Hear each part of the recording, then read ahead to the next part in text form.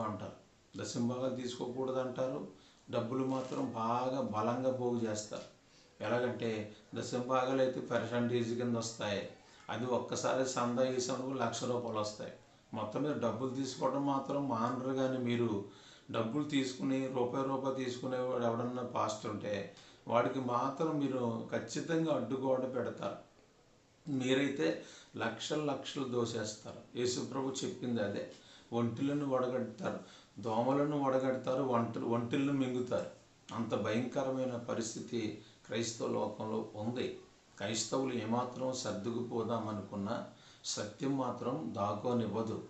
కాబట్టి డబ్బుల కోసం బోధిస్తున్నప్పుడు ఆ డబ్బుల కోసం ఎటకారం చేస్తున్నటువంటి మరి సోదరులు ఉన్నారు. మళ్ళీ మీ పాస్టర్స్లో మళ్ళీ నిలవబడి డబ్బుల కోసం ఎటకారం చేయనక్కర్లేదు. మీరు డబ్బులు తీసుకోనట్టు మీరు తిమింగలాల్లాగా మింగేస్తూనే ఉంటారు. ఎవడన్నా పర్సంటేజ్ తీసుకున్నవాడు ఉంటే వాడు దొంగోడు అంటారు. మీరైతే సభలు పెడుతున్నాము, చర్చలు కడుతున్నామని లేకపోతే లక్షలు దోచుకుంటారు. మీరు మాత్రం దశంభాగాలు తీసుకోరు, కానీ దశంభాగానికంటే ఎక్కువే తీసుకుంటారు. కాబట్టి దయచేసి